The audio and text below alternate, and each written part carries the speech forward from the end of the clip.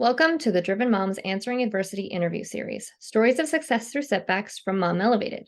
Together, we can shine a light on how normal challenges and struggles are, along with how we can overcome and rise above them. And today we have Susie to share her story with us. I'm excited. I've known you for a long time. So if you wouldn't mind, would you tell us just a little bit about your story to get us started? Sure. Gosh, I've always had an entrepreneurship feel. I remember when I was young, doing like little programs and little stuff on the computers growing up. And I was like, I'm going to open my own business someday. But I never knew what I wanted to do. And I guess like there was always graphic design in my mind because I loved it. But people again would always say, oh, that's not a career, or you're the starving artist, right? Like people didn't understand what it was. And this was way before like social media really started to blossom. And so eventually I got my bachelor's in fine arts, and then I worked at a startup agency where I was like, there's so many opportunities here. Like, why would anybody ever doubt that? And that was right when the digital industry was really starting to blossom. Like Facebook was at its peakish, right? There was all these things. There wasn't no TikTok or Snapchat. Now it just keeps adding to it. But there was all of these things. And I was like, this is great. And I loved being able to have different clients and diversity and different services and really diving in, because it wasn't just about like brochures or print stuff anymore. It was really thriving in the digital field. And from there it kind of grew. And so my goal was always, as I kind of started to grow there, was always to open an agency, as I saw that as a potential. And I was living in Tennessee. I was married at the time. And once we got pregnant with my first son, or actually my only son, we moved to Ohio to be closer to family. And I get sidetracked. I have a text coming in. Okay, focus. Okay. Yeah, you're probably gonna need to delete it out. I mean, you don't have to delete it, right? Like this is real life. Like you get sidetracked, I get sidetracked. It's fine. Absolutely. So That's how you we deal with that, right? we moved to Ohio, and I was taking a corporate job, and I hated the corporate job. I like despised it. I started to have panic attacks. Like there was just so much going on in my life beyond just that. And like that was around the time Antonio was like throwing the word that he's autistic, and then my marriage was not very good.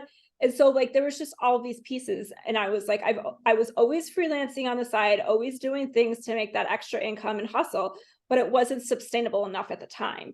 And so when I started my divorce and when my son was diagnosed with autism, that's when I really kind of dove in, because I was like, I can't work for somebody else. I mean, Antonio was getting sick and they just did not care. And I was like, can I work from home? Before, working from home was cool. And they were like, no. And I was like, this is not how I see my future.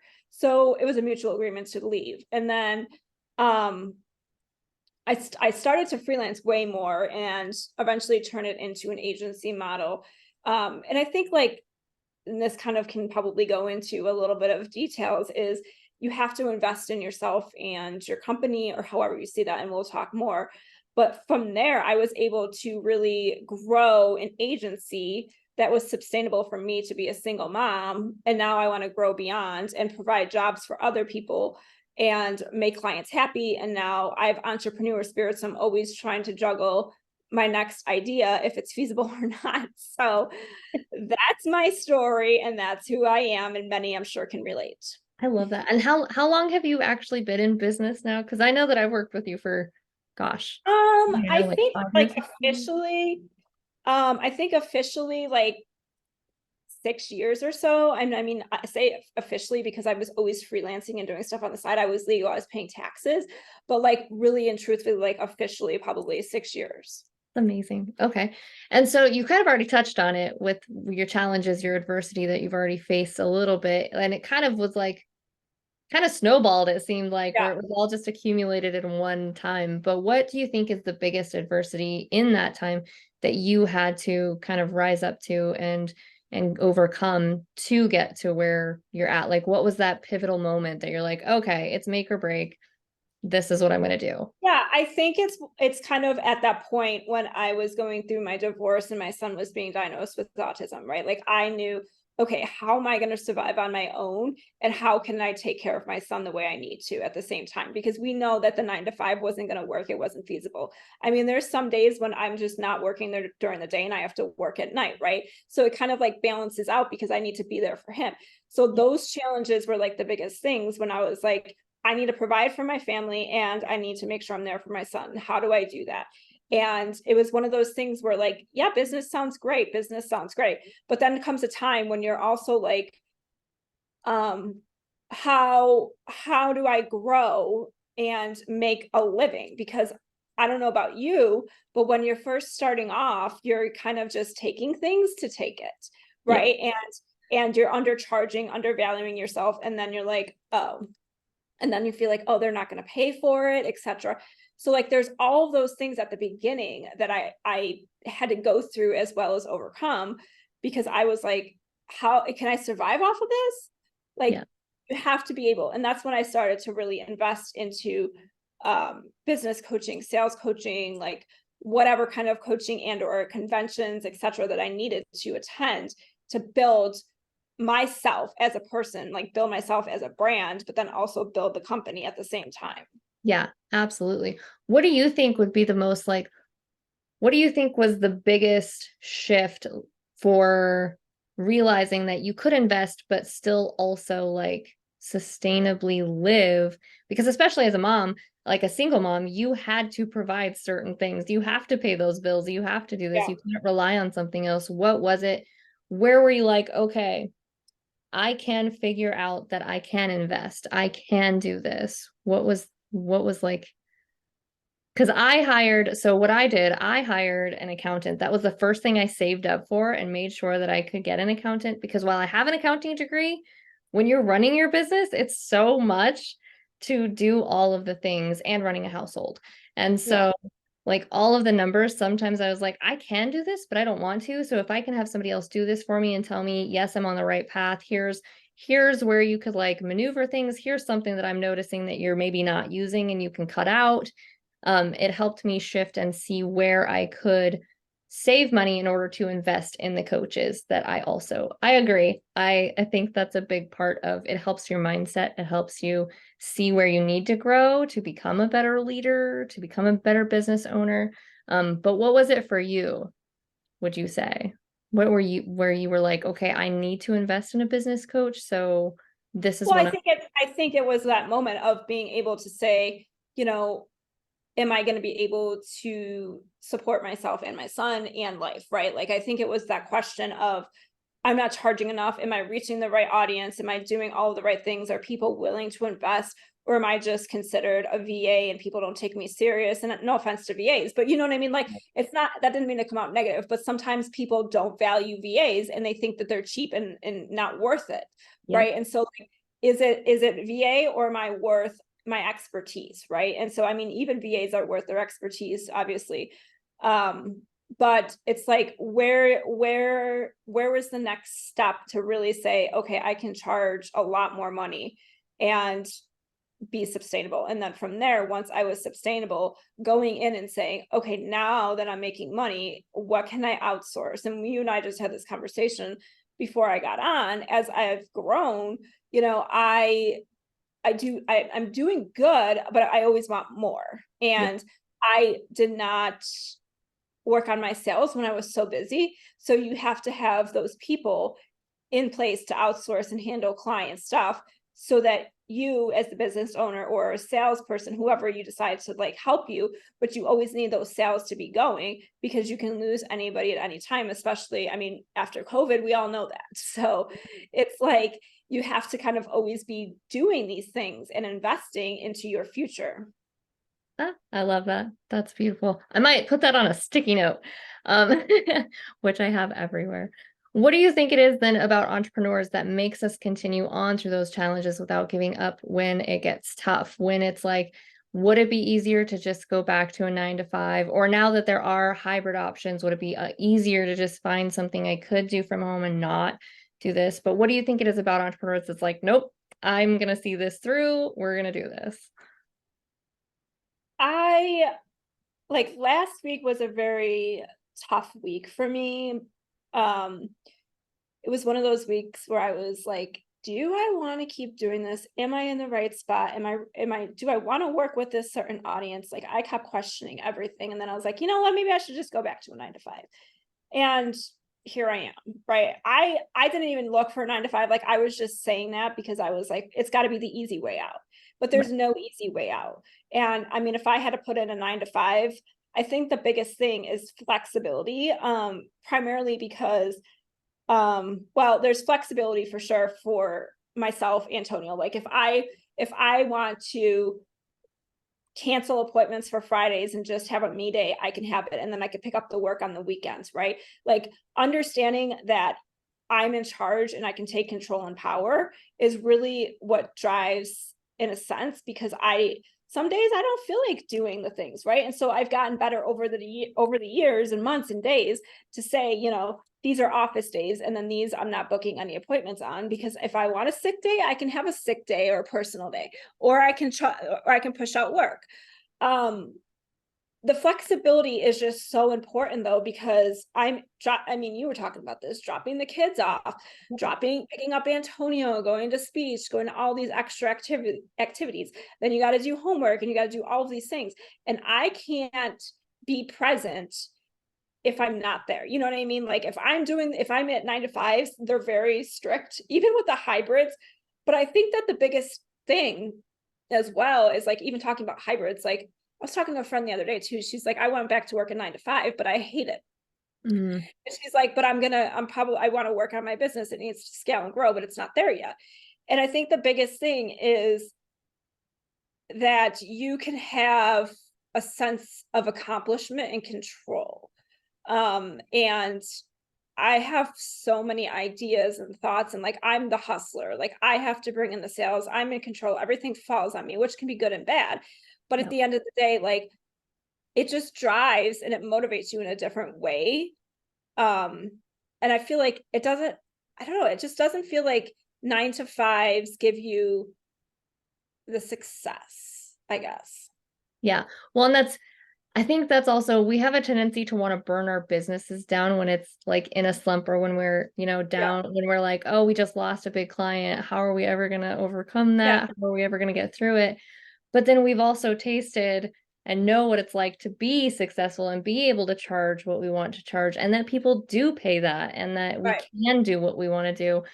And so I think it's also battling that and getting through the tough spots, just resiliency, I guess, and Yeah. knowing what is possible and what we can do, and when getting I through that. when I see the results, not only for myself and my clients, but when I see the results, like, I'm like, oh, I made this much this month. Wow. Right. And it's like, you don't really always realize that when you're in the moment, but you're like, okay, let's go harder to the next level.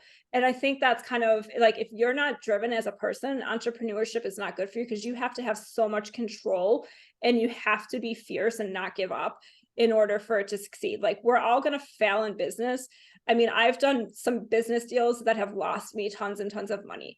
And you have to be able, I mean, I talked to my therapist about this too. Like, I've, again, investing in things. Like, she's a therapist, but I talk with her about business, and she's like, look at all the successful people. They failed. Everybody fails. It's fine. If you want it, go back up and get it and make adjustments and keep going. If you don't, then move on. Right. And it's just like, but no, if you move on, there's a risk with it. So it's like understanding that even if you fail the slightest thing, if you lose a client, if you got a huge bill in the mail, I don't know, like, whatever it is, it's fine. And it's just a season and you'll get through it. Oh, I love that. I actually just used that the other day, saying, okay, this is just a season. That's so perfect.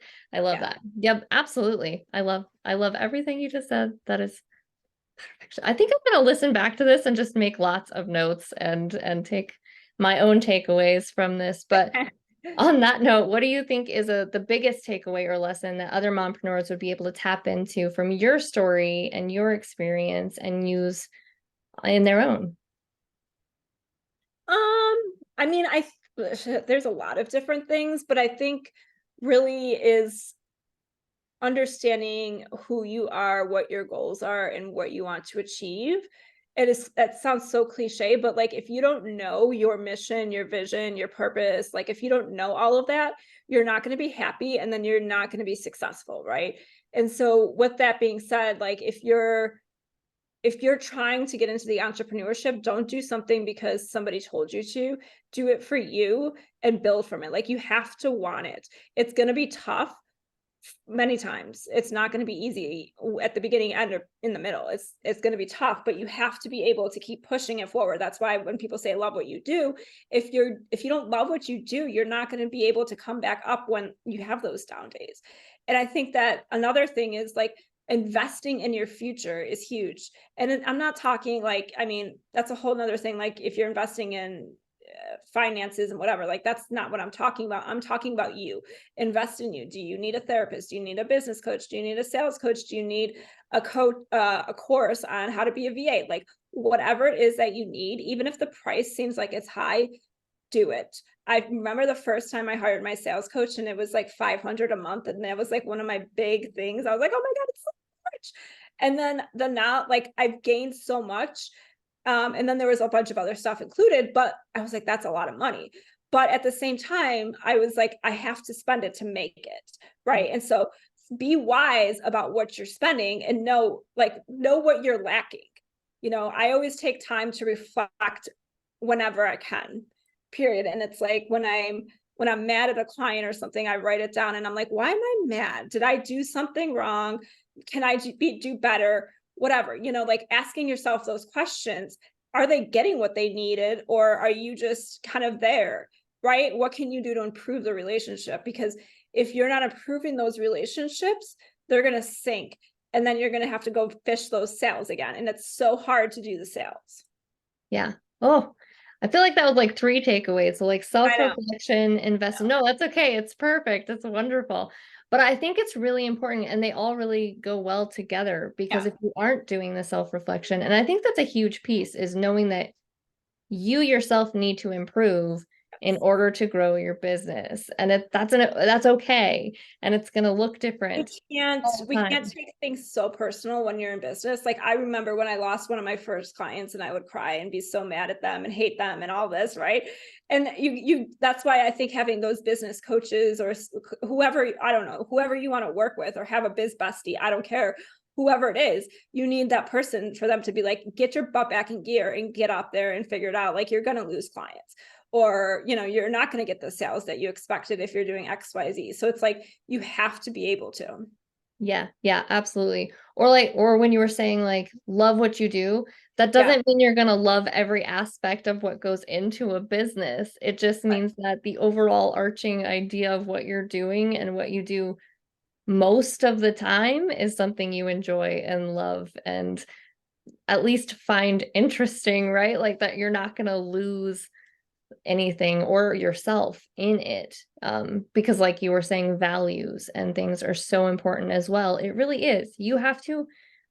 I worked with a personal brand strategist, and you actually were a brand strategist for really. Do you still do brand strategy? Anyway, Yeah, um, I still do it. It's not hot and top, like it's not up there on the list, but it's still there. Yeah.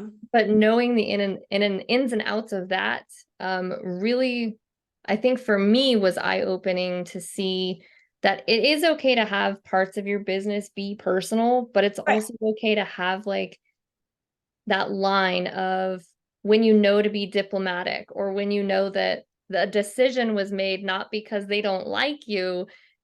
It might just be that their finances are strapped that month. Like it's not always about you, but your business itself can be personal and that can be the draw. But knowing how to integrate, but also how to separate is really important, I think. And that's not to say that it won't always be perfect. There's going to be times where it gets mixed and you're like, oh my gosh, that was bad. Okay, let's backtrack. But that's again where the self-reflection, I think, comes in really nicely. And you can admit, hey, sorry, I got really heated. I don't know what was up. Like it's okay to admit that either you don't know something or that you messed up and that you're recovering from that and Absolutely. learning and growing. So I love that. This has been a really fun conversation for me because It again, is. I've worked with you for a long time, but I feel like we don't really get to chat ever. I know. I know. Well, it's been a very long time since I think that you and I have actually chatted for sure. Yeah. It's Yeah. been a long time. I mean, it's usually just through email and stuff here and there. So Yeah, exactly. So I think it's really nice. And for me, it's really fun to dive into more of your personal story and seeing like where you came from and where you are now and where you're headed. It's really exciting for me. yeah. And to be part of it. But what is the best way for others to find you if they would like to work with you or learn more about you and go from there? Yeah, so they can find me on LinkedIn. I'm very active on LinkedIn. All the other platforms I'm not as active on. I mean, I'm posting, but LinkedIn is like where everything is happening at the moment. And I mean, they can go to my name, susieliberatore.com, and they can find out, the different ways to work with me on there. That would probably be the main pillar because there's so much out there that I can do besides the agency. So that would be the place to kind of start and look and see. Awesome. Oh, thank you so much for joining us today. It's been a treat, at least for me. Yeah, Uh, it's been perfect. Thank you. you're welcome. I'm really grateful that you accepted the invitation. Your story is super inspirational. I always love learning more about it. And your willingness to be open about it is very much appreciated and needed in this space. So Sure. thank you again.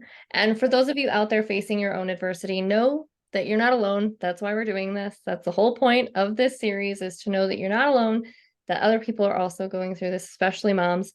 And when you need an extra hand or a mind for brainstorming during your mompreneur journey, we would love to work with you through the Mom Elevated Society. You'll find monthly check-ins for goal setting and assessing, reflecting, and so much more for both your business and your mom life. So until next time, keep shooting for the stars.